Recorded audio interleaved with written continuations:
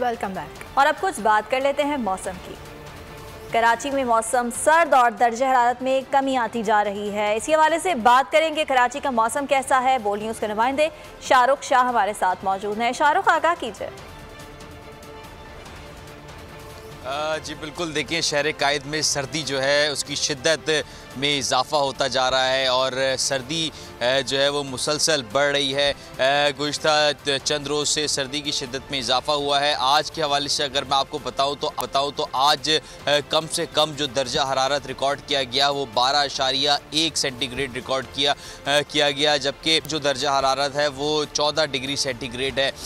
महकमा मौसमियात की जानिब से ये बताया गया है कि मुसलसल सर्दी में इजाफ़ा होने की पेशन गोई भी की गई है और आज जो दर्जा हरारत है ज़्यादा से ज़्यादा 26 से 28 डिग्री सेंटीग्रेड जो है वो रिकॉर्ड किया जाएगा। मौसम जो है वो खुश्क और सर्द रहेगा।